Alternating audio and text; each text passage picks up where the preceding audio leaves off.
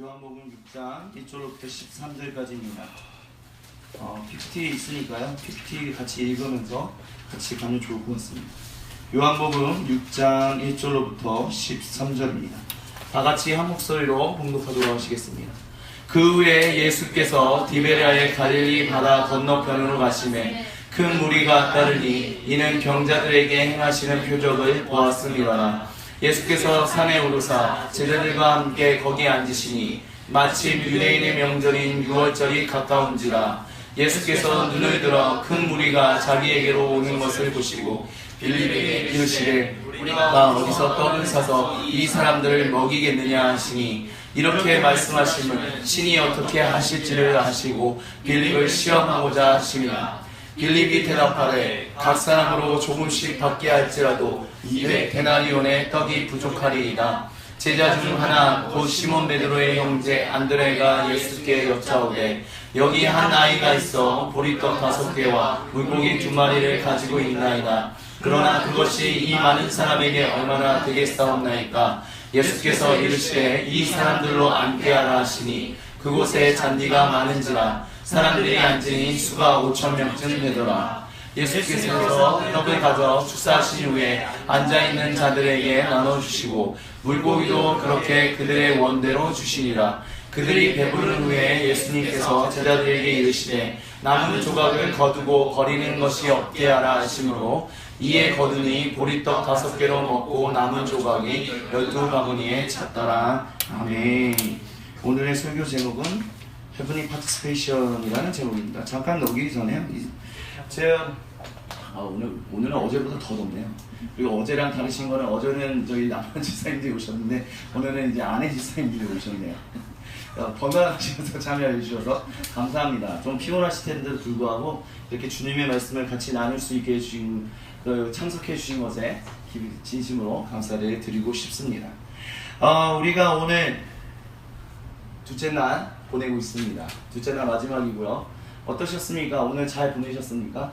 네. 잘 보내셨어요? 호연이는 어떻게 보내셨어요? 저요? 잘 보내셨나요? 네, 저는 개인적으로 호연이가 오늘 굉장히 행복하지 않았을까라는 생각을 합니다. 정말 왜 그러냐면 오늘 한 3-4시간을 정말 노래를 무진장 부르더라고요. 그동안 한이 맺혀 있었던 사람같이 정말 노래를 부르고 또 부르고 마르고 닳도록 부르는 오늘의 모습을 보면서 하다못해 우리 종훈이 형제가 동원 형제가 이제 좀 노래를 부르려고 하는데 갑자기 노래 좀 이제 그만 부르면 안 되겠네요. 근데 사실 동원이는 노래를 한 2-3곡밖에 못 불렀는데 정작 많이 부른 사람은 우리 호연이인데 괜히 부똥이 튀어버리고 그랬는데 오늘 굉장히 노래를 많이 듣고 저도 개인적으로 또 현웅이도 기타를 또 치고 그러면서 굉장히 좋은 시간을 좀 보냈었습니다. 근데 무슨 노래를 많이 부르셨는지 기억나시나요? CCM을 많이 부르셨나요? 대중가를 많이 부르셨나요? 그렇죠. 가요를 불렀죠. 제가 뭐라고 했나요? 안 했나요? 안 했죠? 왜 안 했을까요? 주무시고 해주세요.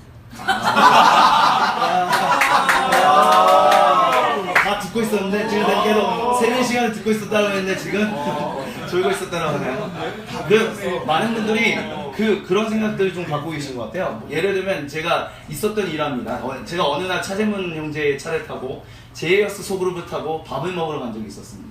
밥을 먹으러 갔는데 이제 그날이 되게 아름다운 되게 석양이 비치는 날이었었어요. 비가 왔는지는 정확하게 기억이 안 나는데 그 제이어스 소그룹에 이제 수정자매랑 이제 연아랑 저랑 또 한 명이 더 있었나? 아니면 4명이었나 했던 것 같은데 너무 석양이 아름다운 거예요. 그런데 이런 날에는 뭔가 이렇게 그런 노래가 있는데 이런데 재문이 형제가 굉장히 노래를 많이 듣거든요. 그래서 이렇게 조그맣게 소리를 틀어놨는데 전반적으로 이렇게 되게 조그맣게 틀어놨는데 제가 좋아하는 노래였었어요. 대중가요였던 거죠. 근데 이제 재무 형제는 이게 조용하게 틀어놓은 거예요. 그래서 제가 재무 형제 이거 좀 크게 틀어요. 좋잖아요. 그러니까 재무 형제가 했던 얘기가 아마 기억하실지 모르겠지만 제가 틀릴 수도 있어요. 근데 제가 기억하고 있는 건 뭐냐면 어떻게 목사님 앞에서 제가 대중가요를 틀 수 있겠습니까? 막 이런 얘기를 하는 걸 들었었어요. 그때 제가 뭐라고 대답을 했을 것 같아요? 제가 어떻게 대답을 했냐면 그게 무슨 상관이야? 라고 얘기를 했었습니다. 그러니까 약간 재물 형제의 마음속 가운데는 그게 있었던 것 같아요. 그러니까 목사라서 대중가요를 듣는 것을 목사님은 싫어할 것 같다. 좀 이거는 세속적인 것이고 이것은 좀 거룩한 것. CCM은 거룩한 것, 대중가요는 세속적인 것. 그러니까 대중가요 듣는 건 안 좋아해서 대중가요는 웬만하면 들으면 안 되겠다. 그래서 더 틀라고 얘기를 했었어요. 근데 어찌나 제가 원하는 노래들을 그렇게 쏙쏙 다 담아놨던지 감성이 통하는 어떤 그런 날이었었습니다. 근데 무슨 얘기를 하고 싶냐면 제가 가요를 듣는 것이나 아니면 여러분이 어떻게 하는 것에 대해서 크게 뭐라고 하지 않고 별 생각이 없는 것은 무엇이냐면 그것을 통해서 여러분이 누구인지를 제가 알 수 있기 때문입니다. 무슨 얘기냐? 저도 CCM이고 하나님을 예배하는 찬양들을 많이 부르지만 동시에 대중가요들도 많이 듣거든요. 그 가요들 중에 어떤 곡들은 제가 힘들고 어떤 순간순간의 상황이 있었을 때 저에게 감동을 주는 노래들도 있어요. 즉 그 노래에는 제 어떤 기억과 추억과 인생이 묻어있는 곡들도 있다는 것입니다. 저한테도 그런데 하물며 여러분에게는 어떻겠습니까? 여러분에게도 그와 같은 인생의 노래들이 있을 거라고 저는 생각합니다. 그러니까 단순히 여러분의 노래를 듣는 것을 통해서 제가 즐거워하고 같이 그런 것도 있지만 동시에 저는 여러분을 알아가는 시간이기도 한다는 것입니다. 여러분의 그 노래 가운데 가서 물론 대중가요가 하나님을 찬양하는 건 아니에요. 하지만 그 노래 가운데 듣고 부르고 연주하고 그런 곡들을 통해서 듣는 것은 무엇이냐면 그 사람의 이야기, 그 사람의 노래, 그것이 어떤 것이든 의식적이든 무의식적이든 간에 녹아져 있는 그 인생이 묻어져 있기 때문에 전 그것을 통해서 여러분이 어떠한 사람들인지를 조금 더 알아가는 시간을 갖고 그렇기 때문에 그것이 더 소중하다. 그렇기 때문에 그것에 듣는 것에 대해서 별 말을 하지 않는다. 뭐 이런 거다라고 얘기할 수 있을 것 같습니다. 그럼 도대체 이 얘기를 왜 꺼내느냐? 하나님도 그것과 마찬가지다라는 것입니다. 하나님이 세속과 하나님이 거룩한 것을 나누셨는가? 하나님은 정말 우리의 일상, 정말 하루 24시간 매일매일 메스드업, 영어로 메스드업이라고 하는 것은 엉망진창이 완전히 어지러워진, 그래서 닦고 또 닦아도 계속해서 더러워지고 계속해서 어지러워지는 그곳을 하나님은 멀리하시고 거룩하고 깨끗하고 그런 것만 바라보시는 분이신가? 성경은 그렇게 얘기하지 않는다는 것입니다. 왜냐? 하나님이 세상을 정말 사랑하사 독생자 예수님을 이 땅에 보내셨다라고 합니다. 완전히 모든 것이 망가져버리고 깨끗이 닦고 또 닦고 회복하는데도 계속해서 더러워지고 계속해서 어지러워지고 계속해서 망가져가고 계속해서 왜곡되는 그 세상 가운데 하나님은 예수님을 보내셨다는 것입니다. 하나님이 그 세상 가운데 발을 디디셨다는 것입니다. 그 발을 디디신 이유는 단 하나, 우리를 사랑하시기 때문에. 하나님은 이미 우리의 모든 것을 우리가 말하기도 전에, 우리가 태어나기도 전에 우리를 다 아시는 분이다 라고 성경은 분명히 얘기하고 있습니다. 그렇지만 그럼에도 불구하고 하나님이 아들 예수님의 모습으로서 아들 예수님으로서 이 땅 가운데 오시고 우리의 인생 가운데 오시고 우리의 중심 가운데 오신 이유는 단 하나, 하나님이 우리와 관계 맺고 싶어 하시기 때문에, 우리의 모든 것과 함께 사랑 나누시기를 원하시기 때문에 하나님은 이 세상 가운데 임하신다라는 것입니다. 거룩한 장소를 따로 구별해가지고 그 거룩한 장소, 여기는 거룩한 곳이니 내가 여기서만 지나겠다, 그렇게 하시지 않고 세상 가운데 나온다라는 것입니다. 그러면 여러분들 가운데 이렇게 질문하실 분들도 있겠죠. 그럼 성전은 왜 정했었던 것이냐? 그렇다면 그것은 우리가 이렇게 이야기할 수 있을 것입니다. 하나님은 우리를 정말 사랑하시기 때문에 우리의 그 순간순간 모든 일상의 가정과 일터와 학교 모든 곳에 항상 임하십니다. 근데 중요한 것은 우리가 그렇게 우리를 사랑하셔서 하나님이 오시지만 동시에 하나님은 우리가 회복되어져야 한다는 것을 보이셔야 하기 때문에, 우리가 이 세상에서 지금 살아가고 있는 것이 온전한 것이 아니다라는 것을 하나님이 가르쳐 주시기 위해, 그것을 알게끔 함으로 인해서 그 사람들이 하나님이 원하시고 기뻐하시는 그 온전한 관계를 회복하게끔 하기 위하여 하나님은 굳이 그분이 선택한 장소에 임하셨다. 구약 이스라엘 가운데는 성막, 장막 성전, 솔로몬 성전에 임하셨고, 지금은 예수님을 구세주로 고백하는 그리스도인들 가운데 그 성전 가운데 임하신다라는 것입니다. 이스라엘 백성들 가운데 성막과 회막의 성전에 머무르셨다 해도 거기도 메스드업이었습니다. 거기도 엉망진창이었다는 거죠. 그리스도인들, 하나님이 의롭다라고 법정적 선포를 한 모든 그리스도인들의 삶도 그렇게까지 온전하진 않습니다. 그렇게까지 깨끗하지 않습니다. 그렇게까지 완전하지 않습니다. 그럼에도 불구하고 하나님이 임하시는 이유는 단 하나, 하나님이 우리를 회복하시기 위해서, 우리를 사랑하시기 때문에 하나님이 오신다라고 얘기를 합니다. 그 오시는 하나님이 어떻게 오시느냐? 말씀과 영으로 오신다라는 것이죠. 성령이 우리에게 임하신다라는 것입니다. 성령이 우리와 함께 하신다라는 것입니다. 그래서 성령님이 그 다음 PPT를 보여주시면, 성령님이 우리에게 임하신 이유는 우리로 하여금 being in Christ, 우리 doing whatever for Christ, 이 두 가지를 위해서 임하신다라는 것입니다. 우리가 빛과 소금, 영적 성숙에 대해서 얘기했습니다. 영적 성숙은 성전이고 빛과 소금은 왕같은 제사장이라고 얘기했습니다. 그리고 우리가 오늘 아침에 우리 이제 제 아내를 통해서 여러분은 성령님으로 인해서 우리의 기지에 어떻게 충만해져야 하는지에 대해서 얘기를 들었습니다. 우리의 기지에 네 가지로, 물론 그렇게 단순하게 나눌 수는 없지만 기본적으로 네 가지로 나눌 수 있고 그것이 왜곡될 수 있는데 성령 충만해야 한다라는 이야기를 들었습니다. 그럼 왜 성령 충만해야 하는가? 왜 그렇게 해야 하느냐? 우리가 하나님 앞에서 바뀌어야 할 부분들이 있기 때문에, 우리의 연약한 부분들이 있기 때문에, 우리가 하나님 앞에서 회복되어야 할 부분들이 있기 때문에, 그렇기 때문에 우리는 성령님이 우리에게 임하신다라고 성경은 이야기한다라는 것입니다. 그것은 한마디로 우리의 성품이 바뀌는 것을 이야기하는 것입니다. 우리의 가치관이 바뀌는 것을 얘기하는 것입니다. 우리가 세상을 보는 눈이 달라지는 것을 얘기하는 것입니다. 그동안 메스업, 이 메스업한 것을 전혀 모르고 있었던 사람에게 엉망진창인 세상이다, 내 인생이 엉망진창이다라는 것을 모르고 있던 사람들에게 당신의 인생이 어떤 면에서는 완전하지 못했던 것을 알게끔 하기 위해서, 그리고 그것을 안 사람에게는 그것에 머물리지 않게 하고 그것 가운데서 어떻게 온전하고 합당하고 기쁘고 의롭고 행복하고 즐거운 삶을 하나님과 함께 더불어 맺어가면서 살아갈 수 있게 할 것인가 하나님을 알게끔 하기 위하여 우리를 성전 삼으시고 성령님이 우리에게 임하신다라고 얘기를 합니다. 그리하여 우리가 성령님을 인하여 우리의 성품이 하나님이 원하시고 기뻐하시는 살아가는 성령의 9가지 열매를, 그 품성의 열매를 맺으면서 우리가 그렇게 살아갈 때, 그와 같은 존재로서 성화될 때, 성결될 때 우리를 통해서 우리만 구원하시는 것이 아니라, 우리의 인생만 완전히 회복하시는 것이 아니라 세상을 회복하시는 일들을 우리와 함께 하신다. 그렇기 때문에 성령님이 우리에게 임하신다라고 성경은 이야기하고 있습니다. 그래서 그 다음 장을 한다면, 이 일을 위해서 우리가 반드시 해야 하는 것, 이 일을 위해서 그래서 그 전 장면 다시 한번 보도록 할게요.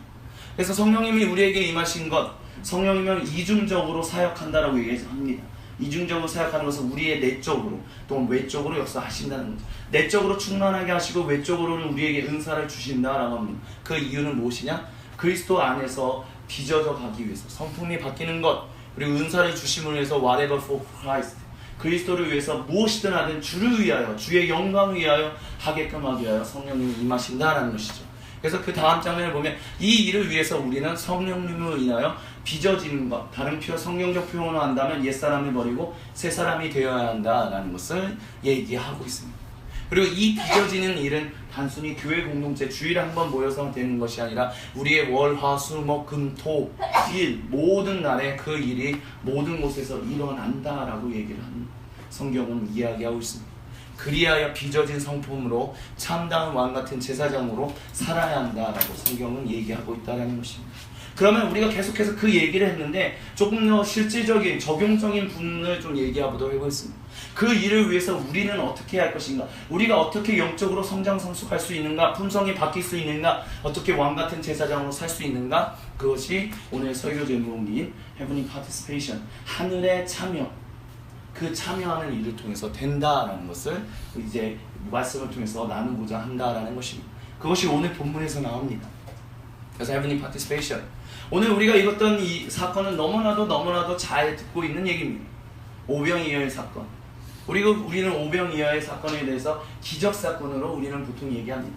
그리고 오병이어 사건은 유일하게 마테마가, 누가, 요한복음에 다 나오는 얘기입니다. 마테마가, 누가, 요한복음에 다 나온다는 얘기는 그만큼 굉장히 중요하다라는 것입니다. 이것은, 그리고 초대교회 그리스도인들은 이 복음은, 이 사건을 단순히 기적사건, 예수님이 놀라운 일을 행하셨네, 그런 사건으로 단순히 인식하지 않았습니다.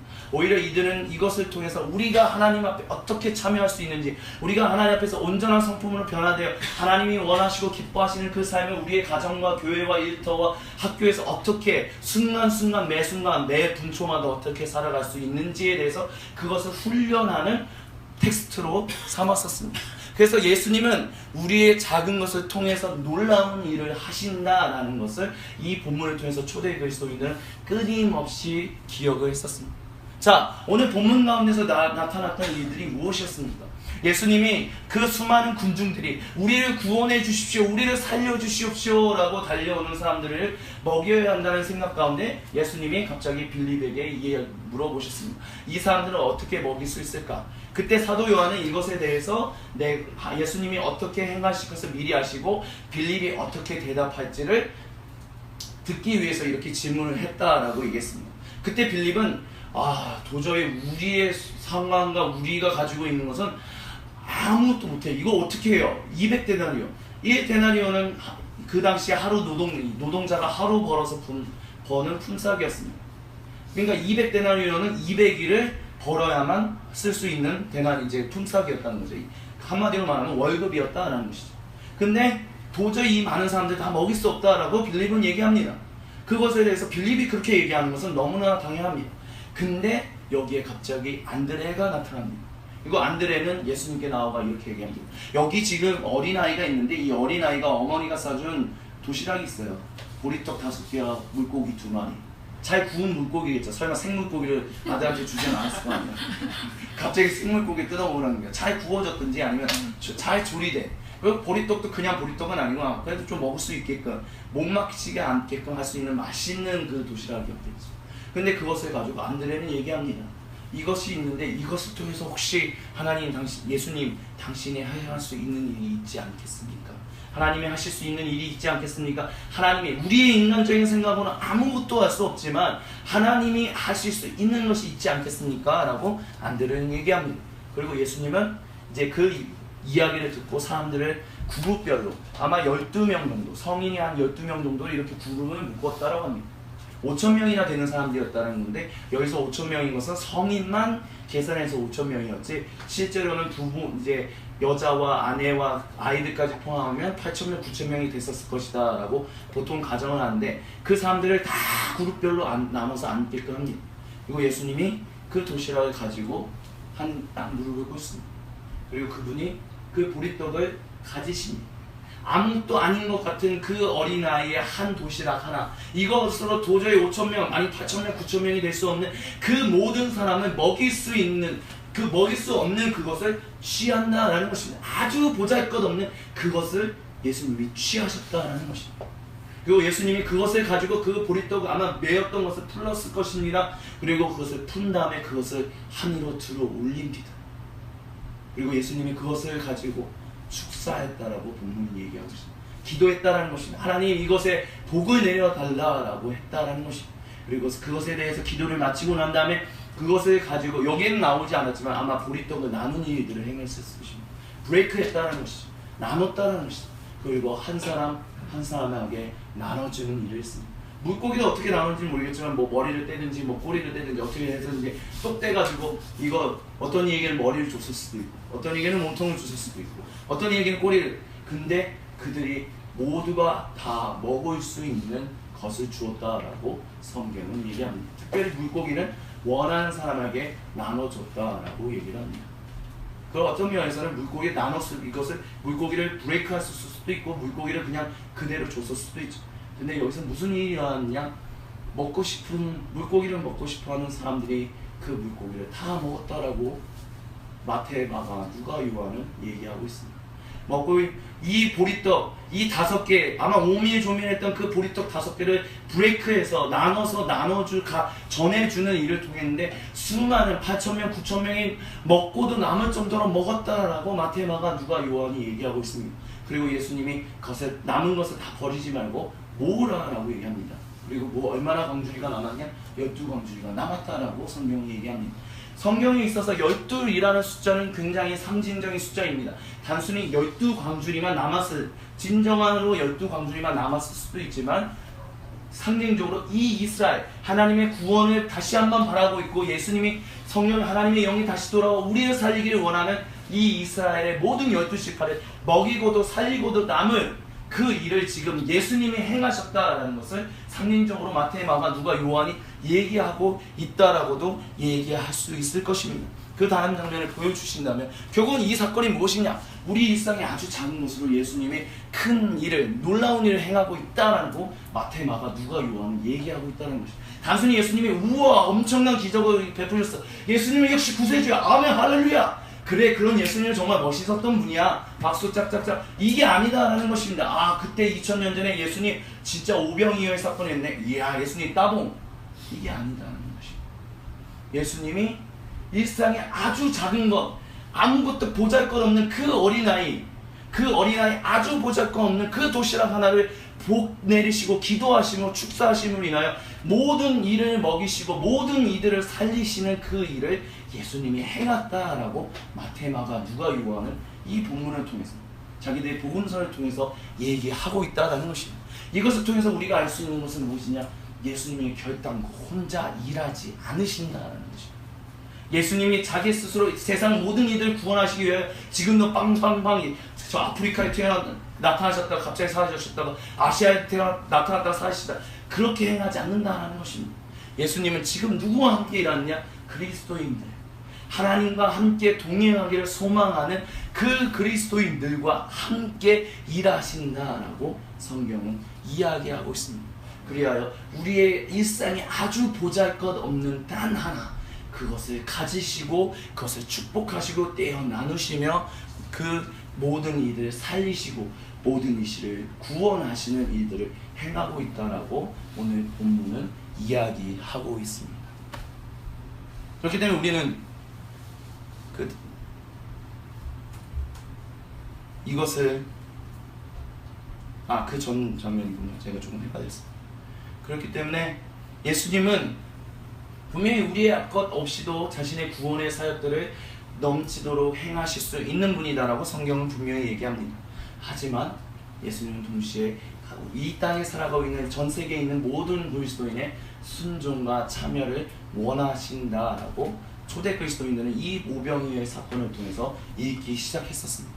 그리고 초대 그리스도인들은 이것을 알았습니다. 예수님은 엄청난 것을 요구하시지 않는다는 것입니다. 내 인생의 전부를 다 드려, 내 모든 전 재산을 다 드려 하나님께 드려, 그렇게 예수님은 말씀하시지 않았다는 것입니다. 물론 그렇게 바치는 사람들도 있었습니다. 하지만 기본적으로 초대 그리스도인들은 예수님은 아주 작은 것을 통해서도 당신의 놀라운 일을 행하실 수 있는 분이다라는 것을 이것을 통해서 얘기하셨다는 거죠. 결국 아주 작은 것, 그거 하나를 원하셨다는 것이죠. 그러면 이와 같은 사건은 그러면 2000년 전의 사건으로 우리는 이제 더 이상 경험할 수 없는 거 아닙니까? 라고 얘기하실 수도 있을 것입니다. 하지만 초대 그리스도인들은 이것에 대해서 그렇지 않습니다. 우리는 이것을 매 순간마다 경험할 수 있다라고 얘기했었습니다. 그리고 이것을 우리가 주님의 몸된 공동체로 모일 때마다 항상 경험할 수 있다라고 얘기를 했었습니다. 그게 무엇이냐? 그것이 바로 성만찬이었습니다. 다음 장면 넘겨주시겠습니다. 고린도전서 11장 23절부터 26절 우리 다 같이 한번 같이 읽어보도록 하겠습니다. 시작. 내가 너희에게 전한 것은 주께 받은 것이니 곧 주 예수께서 잡히시던 밤에 떡을 가지사 축사하시고 떼어 이르시되 이것은 너희를 위하는 내 몸이니 이것을 행하여 나를 기념하라 하시고 식후에 또한 그와 같이 잔을 가지시고 이르시되 이 잔은 내 피로 세운 새 언약이니 이것을 행하여 마실 때마다 나를 기념하라 하셨으니 아멘. 여기서도 오병이어의 사건 그 다음 장면 보여주시겠어요? 오병이어 사건과 동일한 예수님의 모습이 나타납니다. 예수님이 잡히시던 그 날 밤에, 그 당시에는 이제 우리가 보통 레오나르도 다빈치의 최후의 만찬은 이제 탁자 위에 앉아 있잖아요. 근데 초대 그 고대 근동, 1세기 고대 근동에 그 유대인들은 어떻게 밥을 먹었냐면 누워서 밥을 먹었다고 합니다. 이렇게 누워서 밥을 이렇게 기대면서 이렇게 밥을 먹었다는 거죠. 이렇게 동그랗게 같이 앉아 있었다고 합니다. 근데 이 예수님이 갑자기 이렇게 자리를 부스로 털고 일어나시더니 그 테이블에 있던 떡을, 그 준비되어 있었던 그 빵을 하나 집어 드셨습니다.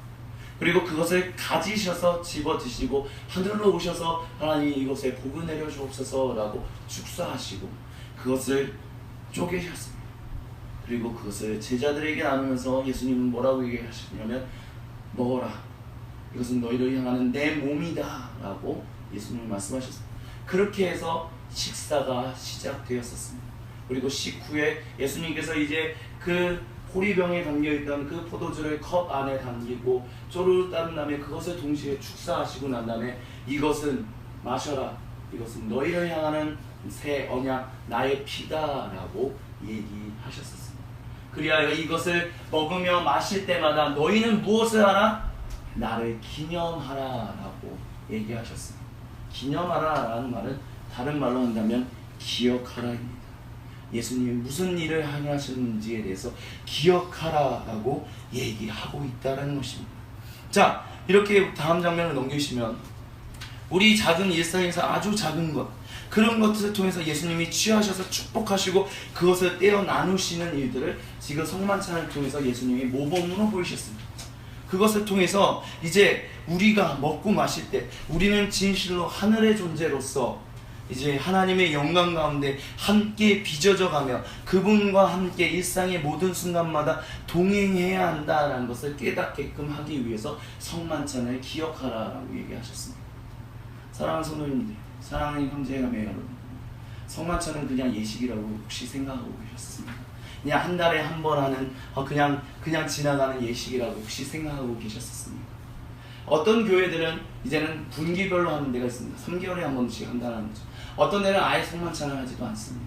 어떤 사람들은 그냥 설교만 열심히 하면 되지 이 번거로운 거 뭐 이런 것을 해 라고 얘기를 합니다.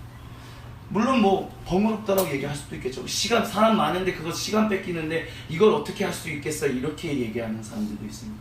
근데 개신교회가 루터로부터 그 종교개혁을 하고 난 다음에 설교에 대한 강조성을 가지고 나면서 아주 좋은 일들을 많이 했었지만 개신교회가 가장 실수했던 건 한 가지가 바로 이것이었습니다.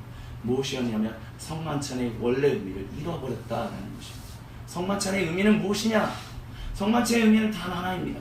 예수님이 우리를 위하여 무슨 일을 행하셨는지, 그리고 예수님이 우리에게 그 작은 것을 통하여 지금도 무슨 일을 행하고 계신지를 기억하는 것이 바로 성만찬이 원래 우리에게 주어졌던 의미였습니다. 단순히 먹고 마시고 그냥 예식으로서 하는 것이다, 그것이 아니라 내가 이 땅에서 살아가고 있는데 참 계속해서 하나님이 구원하신다고 얘기하는데 억만진창이 이 세상 도대체 소망이 있을까, 도대체 희망이 있을까, 도대체 어디서 나를 구원하시고 나를 도우실 수 있는 누군가가 있을까라고 생각하게 되는 그 사람들, 믿음이 흔들리고 있을 수 있는 그 그리스도인들에게 나아가 그것을 쪼개고 축사하고 나누는 일을 통해서 그렇지 않다, 하나님은 지금도 주 그리스도 예수님이 너희와 함께 하시며 너희를 구원하시고 너희를 보호하시며 또한 너희를 통해서 세상을 구원하기를 원하신다라는 것을 기억하게끔 하기 위하여 이 성만찬이라는 것을 계속해서 행했었습니다. 결국 성만찬은 무엇이냐? 예수 그리스도를 기억한다라는 것입니다.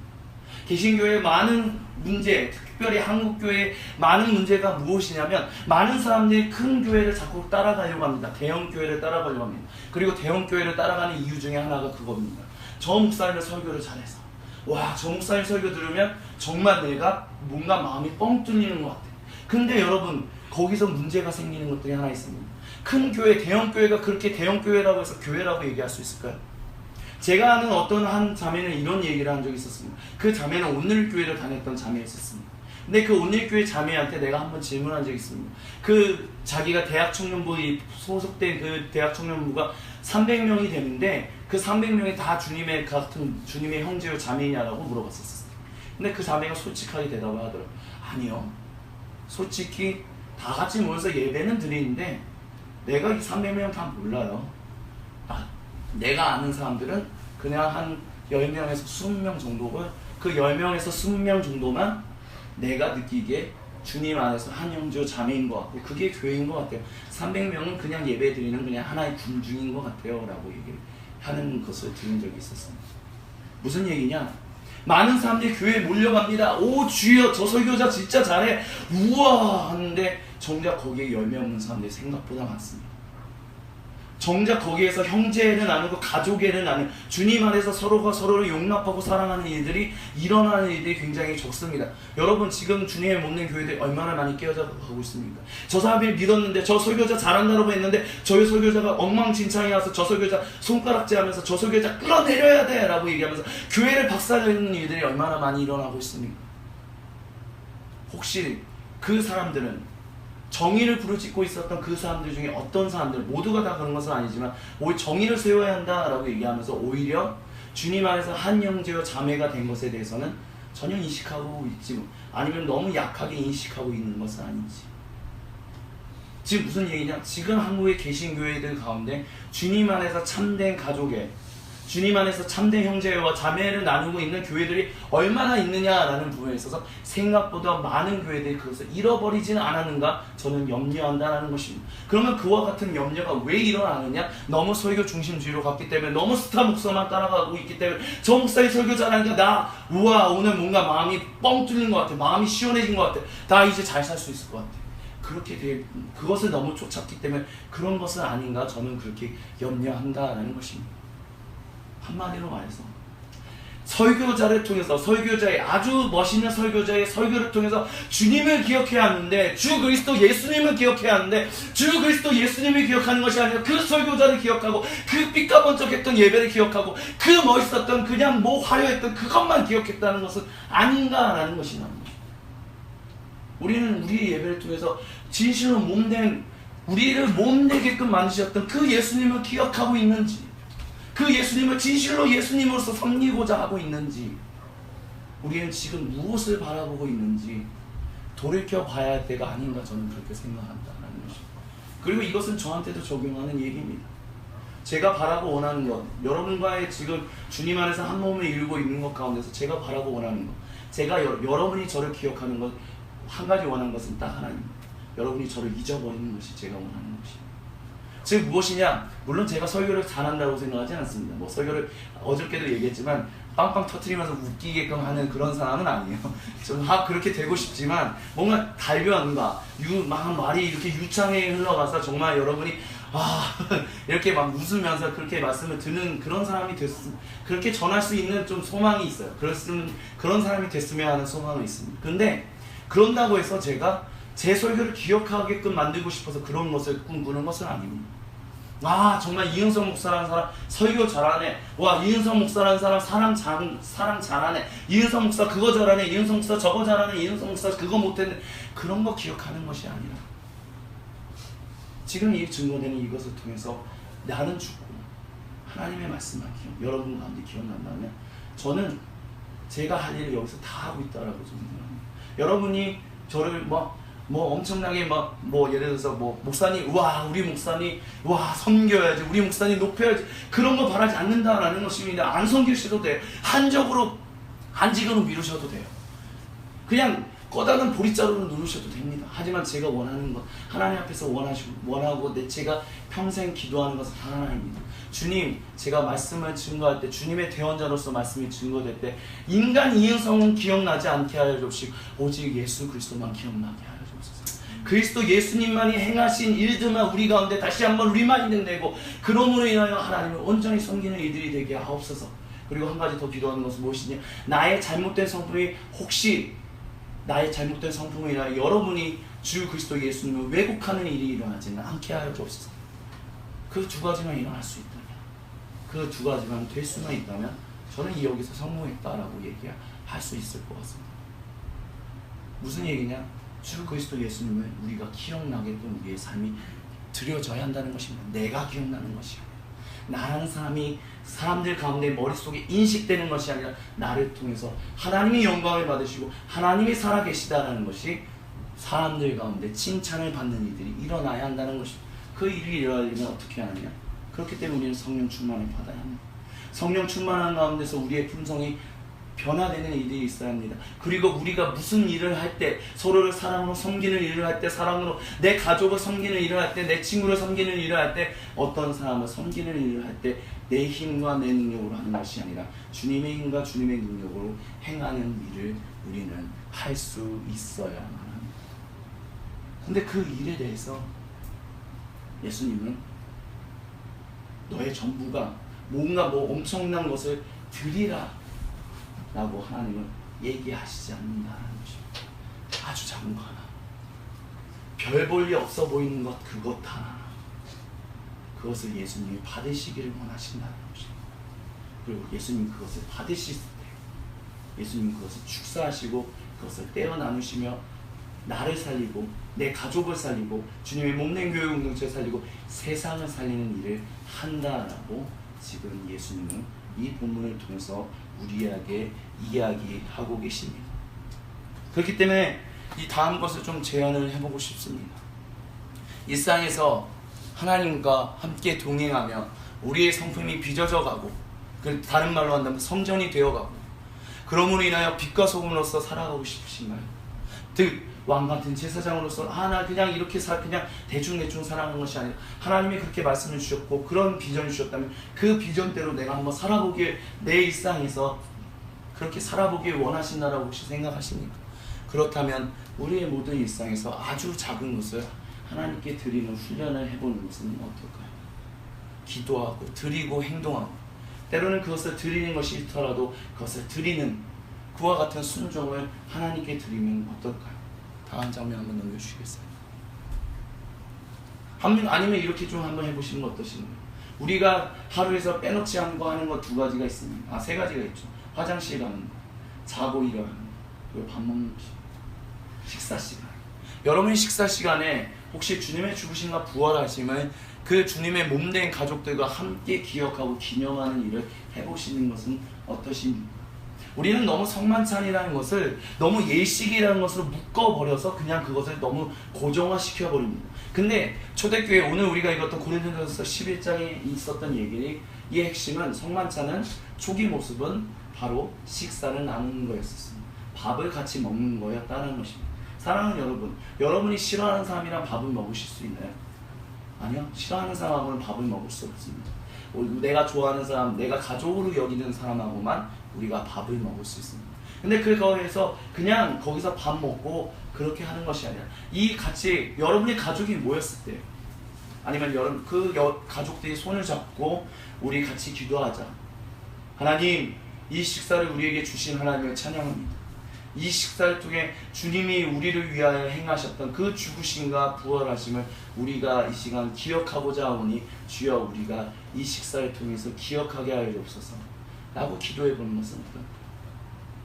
유대인들의 신앙 훈련이 어디에서 제일 많이 일어나느냐? 유대인들의 신앙 훈련은 보통 밥 먹는 데서 제일 많이 일어난다고 합니다. 그리고 미국에서 우리가 보는 워킹데드, 혹시 여러분의 1편을 본 사람이 있으신가요? 첫 시리즈의 첫 편, 모든 것이 메스드업 해가지고 완전 좀비들이 걸어 다니는데, 갑자기 이제 그 3명, 그 유일하게 살아남은 어떤 흑인의 남자와 아버지와 아들, 그리고 백인 남자가 있습니다. 근데 그 3명이 이제 밥을 먹고 다 빛을 가리고 있는데 같이 손을 잡고 같이 기도를 해요. Say grace 한다는 거죠. 그 미국의 교회들은, 많은 가정들은 그렇게 손을 잡고 기도하는 일을 어렸을 때부터 그런 일들을 행했었습니다. 그런 위해서 하나님이 우리를 어떻게 구원하시고 어떻게 지금도 우리와 함께 하시는지에 대해서 자기의 다음 세대, 또 다음 세대에게 계속해서 전달해주는 일들을 했었습니다. 그런 일들을 우리의 가정 가운데서 해보는 것은 어떨까요? 많은 사람들이 그렇게 얘기를 합니다. 제가 만났던 많은 분들이 그렇게 얘기합니다. 도대체 어떻게 하면 내가 성령 충만할 수 있습니까? 어떻게 하면 하나님 앞에 내가 드릴 수 있습니까? 어디서 그런 훈련을 받을 수 있습니까? 교회만큼 나가야 합니까? 나 시간 없는데. 때로는 시간이 없어서 우리가 교회에 나가지 못하는 때도 있습니다. 근데 주님은 우리의 일상에서 훈련할 수 있는 장소를 주시기도 합니다. 그것이 어디냐? 우리가 식사할 수 있는 자리에서. 여러분이 식사하는 그 자리에서 눈을 감고 한번 주님의 죽으심과 부활하심을 기억하며 내가 성전되게 하시고 우리가 이 세상에서 왕같은 제사장이 되게 하여 주옵소서. 나의 작은 것 하나를 드리기에 소망하오니 이것을 통하여 하나님 놀라운 일을 행하시옵소서라고 기도한다면 하나님이 분명히 그 기도를 들으시고 그 기도를 통해서 우리의 삶 가운데, 그리고 우리의 삶을 통해서 이 세상의 역사 가운데 그것을 회복하시는 이들을 하나님은 분명히 행하실 것입니다. 성령 충만이라는 것을 마지막으로 이 얘기를 좀 나누면서 마무리 좀 짓고자 합니다. 성령 충만이라는 것은 단순히 우리가 뒤집어지는 것을 얘기하는 것이 아닙니다. 물론 초대교회 때 120명의 성도들이 마가의 다락방에서 기도할 때 갑자기 성령의 불이 임함으로 인하여 갑자기 그들이 방언하고 막 마음이 뒤집어져서 막 온 가운데 가서 말씀을 전하는 일들을 했었습니다. 그리고 그와 같은 그것이 성령 충만이 아닌가 그렇게 여기는 사람들이 있었습니다. 그들이 누구였냐? 고린도 교회 사람들이었습니다. 고린도 교회 사람들이 정말 뭐 여러 가지 방언을 하고 여러 가지 은사들을 막 행하니까 이것이 성령 충만한 것이야. 오히려 그러면서 어떤 일이 일어나냐면 내가 가진 은사가 당신이 가지고 있는 은사보다 더 놀라운 거니까 내가 당신보다 성령 더 충만해 라는 일들을 막 싸우는 일들이 일어났었습니다. 그런데 사도 바울은 고린도전서 12장에서 각 사람에게 그 주어지는 은사는 다 다르나 그 은사를 주신 분은 하나님이시니 어떤 이에게는 이렇게 주고 어떤 이에게는 저렇게 주고 그러면서 그 은사는 하나님이 주신 것이다 라고 얘기합니다. 그러면서 13장이 넘어가면서 무슨 얘기를 하냐면 사랑은 오래 참고 온유하며 모든 것은 다 없어질 것이지만 오직 남는 거 하나는 무엇이냐면 믿음, 소망, 사랑이다 라고 얘기하면서 고린도전서 14장에서 얘기하는 것은 무엇이냐면 내가 방언을 한다 할지라도 내가 은사를 받았다 할지라도 그래서 놀라운 뭐 그런 일을 한다 할지라도 중요한 것은 무엇이냐면 주님의 몸된 교회 공동체를 섬기고 세우는 것 삶이다라고 사도 바울은 고린도전서 12장, 13장, 14장을 통해서 이야기를 합니다. 무슨 얘기냐? 내가 성령 충만 항상 주님 앞에서 뜨거워서 막 방언을 하고 내가 복음을 전해야 하고 선교를 해야 하고 그런 것이 성령 충만한 것이 아니다라고 사도 바울은 얘기했다는 것입니다. 저도 어렸을 때 참 안타깝게도 우리의 그 믿음의 선조들이 중에 실수했던 것 한 가지가 무엇이냐면 성령 충만한 것은 너무 방언 받는 것으로만 얘기했었습니다. 방언 기도 받지 못하면 성령 충만한 것이 아니다 라는 식으로 마음이 뜨거워야만 성령이 충만하고 마음이 뜨겁지 못하고 내가 좀 차가워진 것 같으면 성령 충만한 것이 아니다 라고 얘기하는 분들이 있었습니다. 안타깝게. 하지만 성경은 단 한순간도 그것이 성령 충만한 것이다 라고 얘기하지 않습니다. 물론 성령 충만한 것에 대한 한 가지 표징으로서 방언을 기도하고 방언으로서 기도하고 그럼으로 인해서 뜨겁게 전도하는 일들을 했지만 진실로 하나님 앞에서 성령 충만한 것은 무엇이냐? 우리의 성품이 완전히 뒤집어져서 하나님이 원하시고 기뻐하시는 그 삶의 열매를 맺는 것이다 라고 성경은 이야기했었습니다.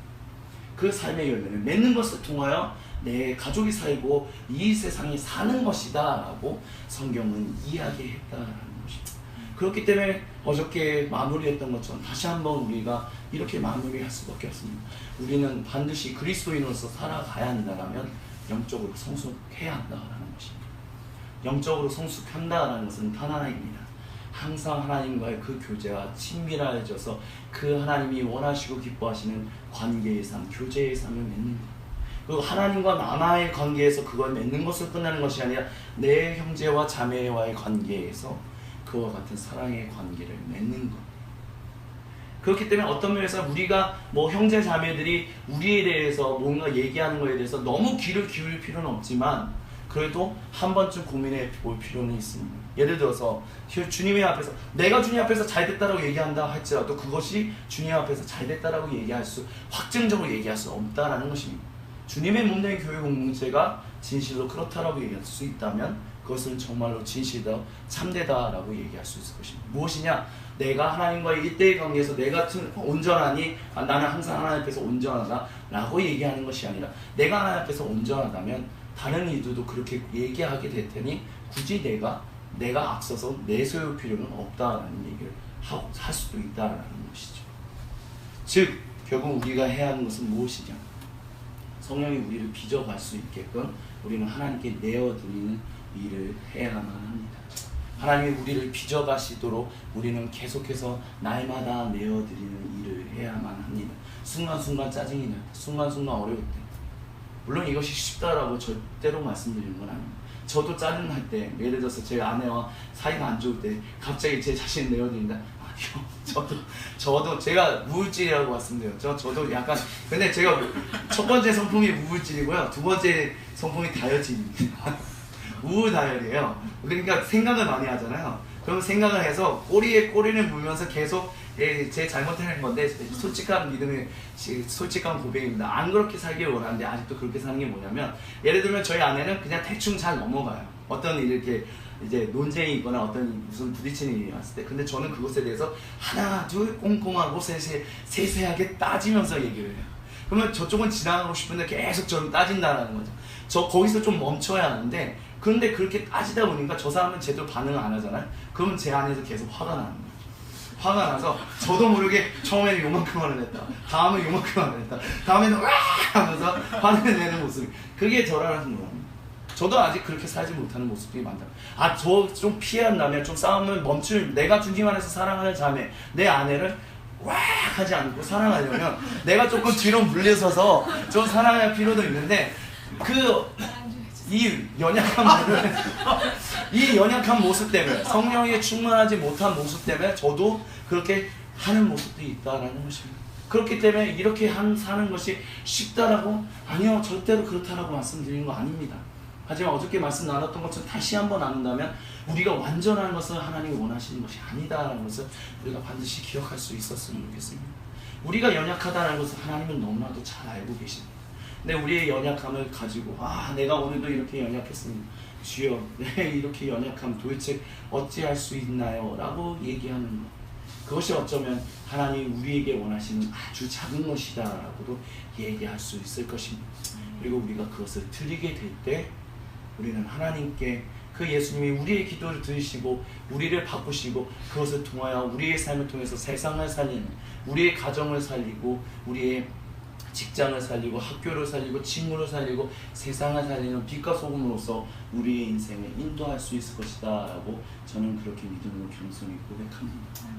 그렇기 때문에 사랑하는 우리 모두가 그렇게 주님께서 빚으시는 일로 인하여 이 세상에서 빛과 소금, 왕같은 제사장이 되실 수 있기를, 그 생명의 멸관을 우리가 항상 가지고 살아갈 수 있게 되기를, 우리의 오늘 삶을 하나님이, 야, 너 참 멋있었다, 야, 그래 힘들었지, 하지만 너가 그 가운데서도 그 작은 것을 드리기 위해서 열심히 나에게 순종하고자 했네, 멋지다 라는 그 고백을 우리 모두가 매일매일 들을 수 있게 되기를 나사의 그리스도 예수님의 이름으로 간절히 축원드립니다.